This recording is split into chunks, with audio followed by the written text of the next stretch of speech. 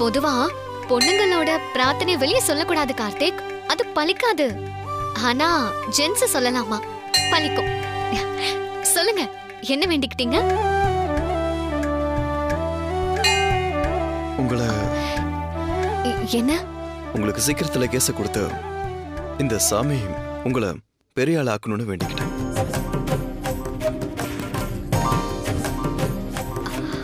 அவ்வளவுதானா? இவ்வளவு பெரிய வேண்டுதல வேண்டியிருக்கேன். இது நீங்க சாதாரணமா அவ்வளவுதானு சொல்றீங்க? இல்ல கார்த்திக், நான் வேற நினைச்சேன். வேறனா என்ன நினைச்சீங்க? இல்ல, சீக்கிரமே உனக்கு கல்யாணம் ஆகணும், ஒரு நல்ல பொண்ணு உனக்கு வைஃபா அமையணும்னு நீ வேண்டியிருப்பேன்னு நினைச்சேன். என்னால இப்ப என் கல்யாணத்தை பத்திலாம் யோசிக்கவே முடியாதுங்க. ஏதாச்சும் ஒரு பொண்ணு என்கிட்ட வந்து, டே கார்த்தி, எனக்கு ஒன்று ரொம்ப பிடிச்சிருக்கு, என்ன கல்யாணம் பண்ணிக்கிறியாடன்னு கேட்டா அதை பத்தி யோசிக்கலாம். ஆனா அப்படி ஒரு விஷயம் நடக்கிற மாதிரி எனக்கு தெரியலையே. சாமி கிட்ட வேண்டிக்கோ கார்த்திக், நடக்கும். கடவுளே, சீக்கிரம் ஒரு நாள். சிச்சோ, விபதி குட்டிடுச்சு. சரி இருங்க, நான் போய் வாங்கிட்டு வரேன். இரு, பரவாயில்ல, அதான் என்கிட்ட இருக்கேன். நான் பூசி விடுறேன்.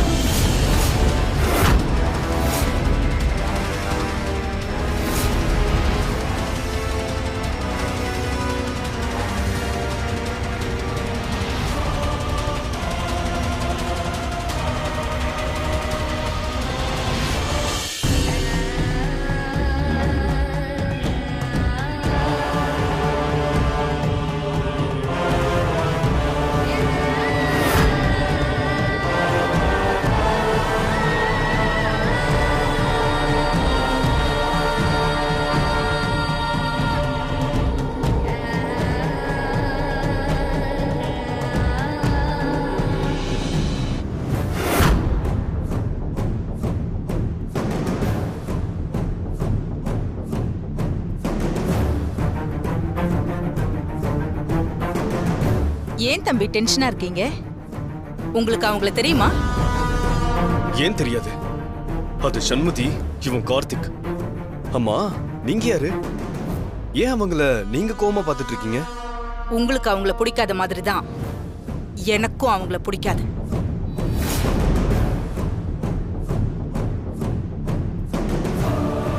அவங்கள பார்த்தாலே எனக்கு சுத்தமா பிடிக்காது. எனக்கும் பிடிக்காது. என்னங்க அவங்க? என்ன கல்யாணம் பண்ணிக்க வேண்டியவ திடீர்னு இவ எங்க இருந்தும் வந்து உள்ள பூந்து கன்ஃபியூஸ் பண்ணிட்டான். அப்படியா? நீங்க கவலைப்படாதீங்க. உங்க பேரு? ஐம் ஷாம். ஷாம். இதெல்லாம் பார்த்து நீங்க ஒன்னும் டென்ஷன் ஆக வேண்டாம். நீங்க ஆசைப்பட்ட மாதிரி உங்க சண்மதி உங்களுக்கு தான். நடுவுல வந்த அந்த கார்த்திக்க நம்ம விரட்டி அடிச்சிடலாம். நாங்க இருக்கோம் உங்க கூட, நீங்க கவலையப்படாதீங்க. உங்களுக்கு கார்த்திக் எதிரினா எங்களுக்கும் எதிரிதான். அப்ப நாம 2 பேரும் நண்பர்கள். இனிமே நாம கூட்டா சேர்ந்து இயங்கலாம். சரியா? ஷியாம், நீங்க உங்க போன் நம்பரை என் போன்ல ஸ்டோர் பண்ணுங்க.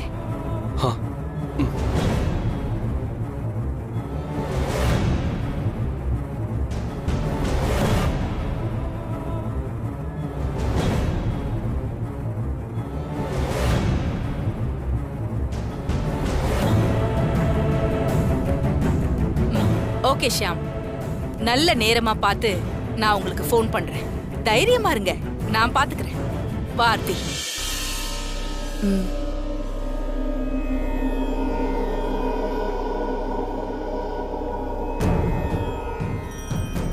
அம்மா, நம்ம யாருன்னு ஏமா அவன்கிட்ட சொல்லவே இல்ல? முதல்ல அவன் யாருன்னு நமக்கு தெரிஞ்சாகணும் ஆர்த்தி. அதுக்கப்புறம் நேரம் பார்த்து மெதுவா காய நகர்த்தணும்.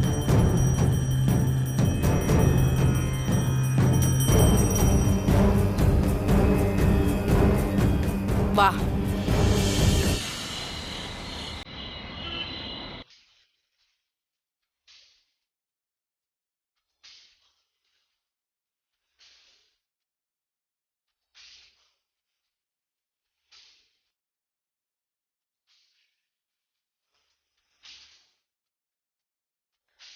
அம்மா போயிட்டு வரேம்மா. ராஜிமா சாப்பிட்டீங்களா? அவங்க எப்படி நம்ம வீட்ல சாப்பிடுவாங்க? பசிக்கலன்னு சொல்லுவாங்க, அப்புறம் வீட்டுக்கு போய் சமைக்கணும்னு சொல்லுவாங்க. அவங்க சொல்றது உண்மைதானே சண்மதி? அவங்க எப்பவுமே உண்மையா இருக்கிறதுனாலதான் எனக்கு அவங்கள ரொம்ப பிடிச்சிருக்கு. என்ன ராஜிமா ஷாக் ஆகுறீங்க? என்கிட்ட எதுவும் பொய் சொல்லிருக்கீங்களா? சும்மா இரு. வீட்டுக்கு போறவங்கள நிறுத்தி வச்சு எதுக்கு வம்பு பண்ணிட்டு இருக்க? ராஜிமா நீங்க போயிட்டு வாங்க. நாளைக்கு ஒரு நாள் லீவ் வேணும். லீவா? அக்ரிமெண்ட்ல வீக் டேஸ்ல லீவ் எடுக்க கூடாதுன்னு போட்டிருக்கேன். ஏய் என்னடி உளறிட்டு இருக்க? சும்மா ஜாலிக்குமா. ராஜிமா நீங்க வரலன்னா ஒரு நாள் நான் உங்களை பார்க்காம எப்படி இருப்பேன்? ராஜிமாக்கு முக்கியமான வேலை இருக்கும், இல்லனா அவங்க லீவ் கேட்க மாட்டாங்கல்ல. ஆமா, நாளைக்கு என் பையனுக்கு பர்த்டே. வருஷம் கடும்பாடி மாறி சின்னம்மன் கோவில்ல ஆடி மாசம் கூழ் ஊத்துவேன், பூஜை பண்ணுவேன். அதான். தாராளமா போயிட்டு வாங்க. அப்போ கோவிலுக்கு வந்து உங்களை பார்க்கலாம்ல ராஜிமா? என்ன மறுபடியும் ஷாக் ஆயிட்டீங்க? என்ன அப்ப பர்த்டே ஃபங்க்ஷனுக்கு கூப்பிட மாட்டீங்களா? அது ஃபங்க்ஷன் எல்லாம் ஒன்றும் இல்லை. கோயிலில் நிறைய பேர் கூழ் ஊற்றுவாங்க, நானும் கூட போய் ஊற்றுவேன். எல்லாரும் வருவாங்க. அப்போ நாங்களும் வரோம். நீங்க கூப்பிடலனாலும் நாங்க வருவோம். எதுக்கு உங்களுக்கு அவ்வளவு சிரமம்? ராஜிமா எங்க மேலயும் எங்க குடும்பத்து மேலயும் அவ்வளவு அன்பா இருக்கீங்க. உங்க பையனுக்கு வாழ்த்து சொல்ல வர்றதுல எங்களுக்கெல்லாம் என்ன சிரமம் இருக்க போகுது? ஐயோ, என் பையனே வரானோ என்னவோ தெரியல. அவனுக்கு இந்த கோயிலு கூழ் ஊத்துறது இதெல்லாம் பிடிக்காது. என் கூட வந்தாலும் ரொம்ப நேரம் இருக்க மாட்டான். பொய் சொல்றீங்க. நான் நம்ப மாட்டேன். ராஜிமா உங்களை மாதிரி ஒரு நல்ல அம்மாவோட பையன் எப்படி நீங்க சொல்றத கேட்காம இருப்பாரு? என்ன பொறுத்த வரைக்கும் நீங்க கிழிச்ச கோட்டை தாண்டவே மாட்டாருன்னு தான் நான் சொல்லுவேன்.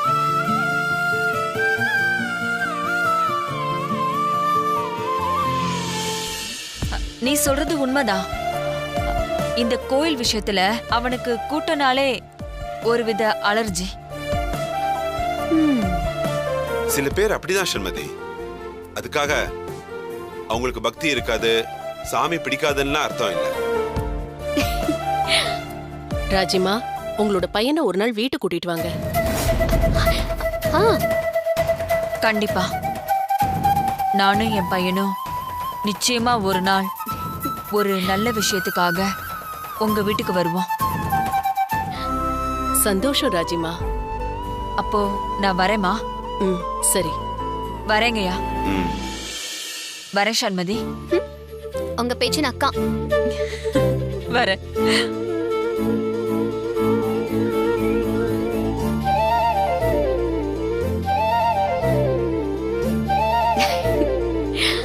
சண்மதி இருந்தாலும் உனக்கு வாய் துடுக்கு ரொம்ப ஜாஸ்தி.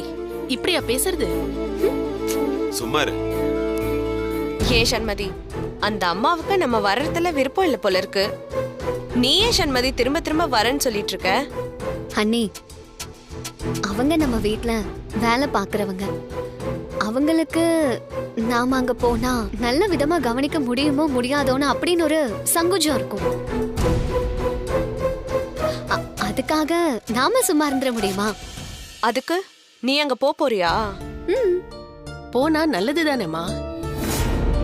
அருண் அந்த அம்மா போலீஸ் ஸ்டேஷன்ல இருந்து வெளியே கூட்டிட்டு வந்ததுல இருந்து பேங்க்ல திருடினவங்க கிட்ட இருந்து பணத்தை ரெக்கவர் பண்ணி அருண் மேல எந்த தப்பும் இல்லைன்னு அவங்க சீனியர் மேனேஜர் பாராட்டின வரைக்கும் காரணமா இருந்திருக்காங்க. இப்போ பணமா ஏதாவது கொடுத்தா அவங்க செஞ்ச உதவிக்காக கொடுத்த மாதிரி இருக்கும். இப்படி ஏதாவது ஃபங்க்ஷன்ல கலந்துகிட்டு கிஃப்ட் கொடுத்தா கொஞ்சம் கௌரவமாவும் இருக்கும், அவங்களும் சந்தோஷப்படுவாங்கல்ல. சில சமயங்கள்ல நீயும் கொஞ்சம் புத்திசாலித்தனமா தான் பேசுறவங்க. அப்பா, பல நேரங்கள்ல அம்மா அப்படிதான் பேசுவாங்க. நீங்க தான் கொஞ்சம் அமைதியாருன்னு அடக்கி வச்சுட்டே இருப்பீங்க இல்லம்மா? ஏய், நான் அப்படி ஏதாச்சும் உங்ககிட்ட சொல்லிருக்கேனா? எதுக்கு தேவையில்லாம எனக்கும் அவருக்கும் சண்டை மூட்டி விடுற? 2 பேருக்கும் சண்டை வந்தாதானே லாயருக்கெல்லாம் வேலை. ஐயோ, பாருடா என் பொண்டாட்டியா புத்திசாலித்தனமா பேசுறேன்னு நினைச்சிட்டு முட்டாள்தனமா வளர்றதா?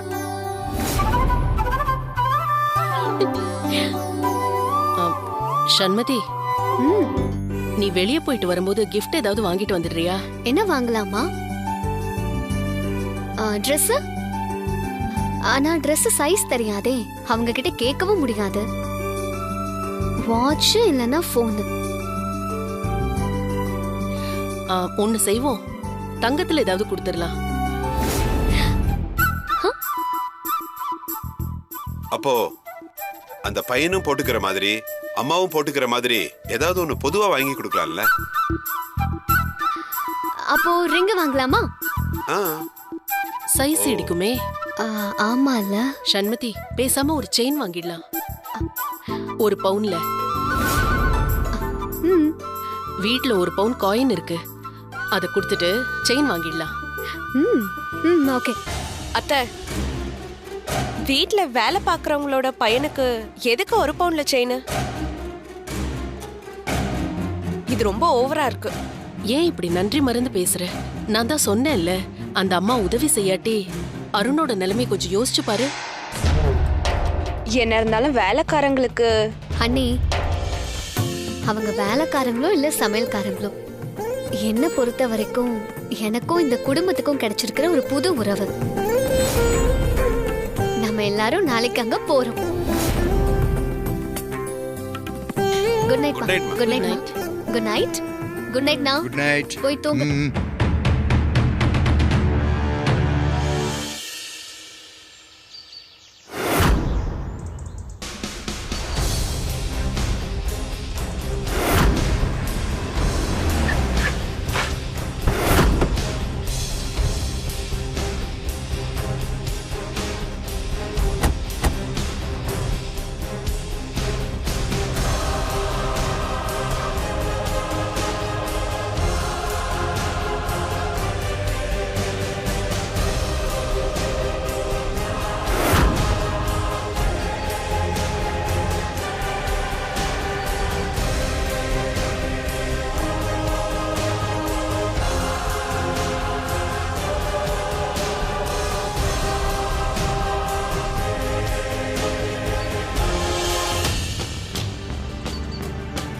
சண்மதி, இந்த கோயில்ல தானமா சமையல்காரம்மா அன்னதானம் பண்றதா சொன்னாங்க? ஆமா. ஆனா அவங்க யாரும் இங்க இருக்கிற மாதிரி தெரியலையேம்மா. எங்க அவங்க உள்ள ஏதாவது பூஜையில இருப்பாங்க. ஓ, வாங்க உள்ள தேடி பாப்போம்.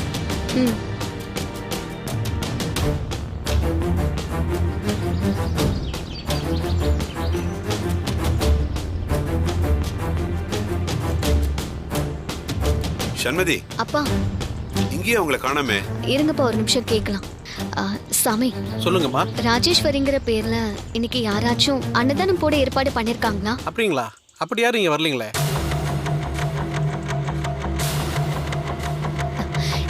இல்ல சாமி, அவங்க பையனோட பிறந்த நாளுக்காக இங்கதான் அன்னதானம் பண்றதா சொல்லியிருந்தாங்க.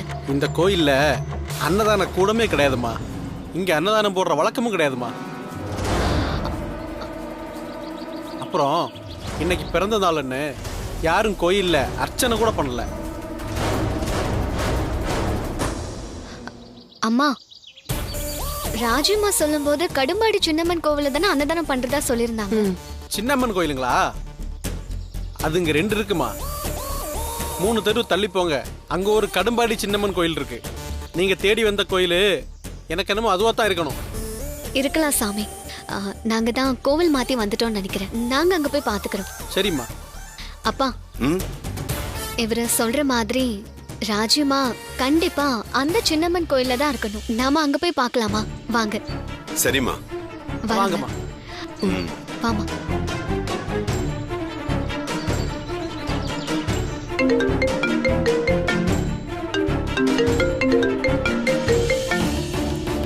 ஹலோ. ஆமாங்க, நாங்கள் கோவிலில் தான் இருக்கோம். சரிங்க, வரேன். யார் கார்த்திக்? அன்னதானத்துக்கான பொருள்லாம் எங்கே இருக்குன்னு தெரியலையா? அதான் சமையல்காரங்க எங்கே இருக்குன்னு கேட்குறாங்க. நீங்கள் இங்கே இருங்க, நான் போய் எடுத்து கொடுத்துட்டு வந்துடுறேன். சரி, போயிட்டு வா.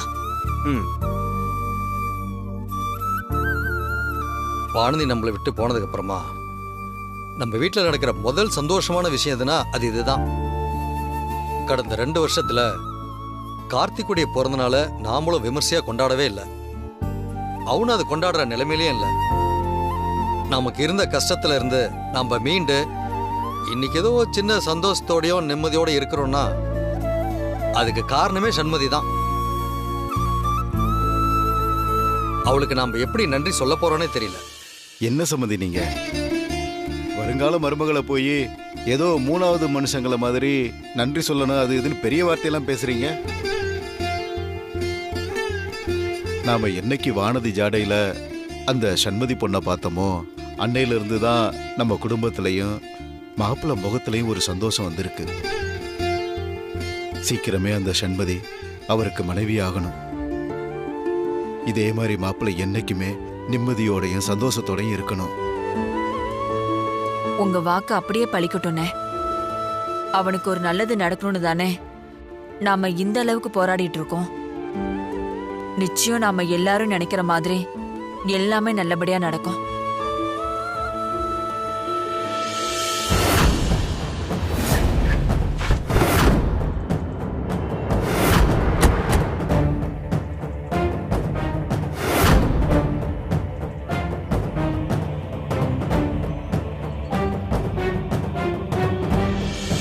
உச்சிக்கால பூஜை முடிஞ்சதும் அன்னதானத்தை ஆரம்பிக்கணும்.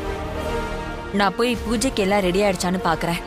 நீங்க 2 பேரும் போய் அன்னதானத்துக்கான ஏற்பாடெல்லாம் கவனிச்சுக்கிறீங்களா? சரி ராஜி, நாங்க பாத்துக்கிறோம்.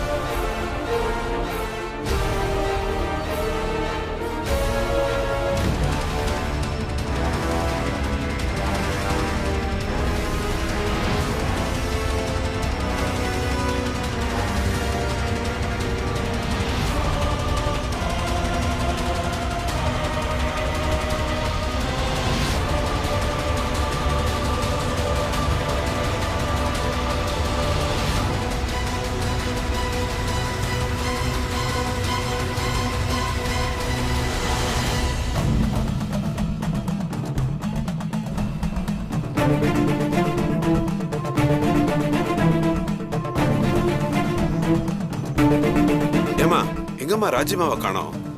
கண்டிப்பா ராஜிமா இங்கதான் இருக்கணும்பா. இருங்க, நான் எதுக்கும் போய் சாமி கும்பிடுற இடத்துல பாத்துட்டு வந்துடுறேன். நீங்க இந்த பக்கம் போய் பாருங்க.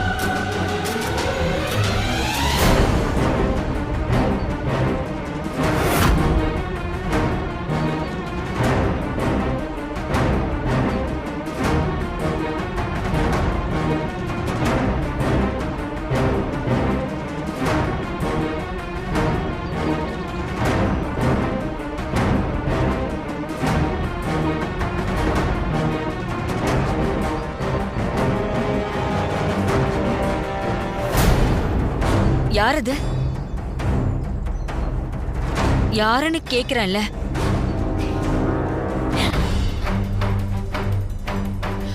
சொல்லுங்க, யாரு? ராஜிமா,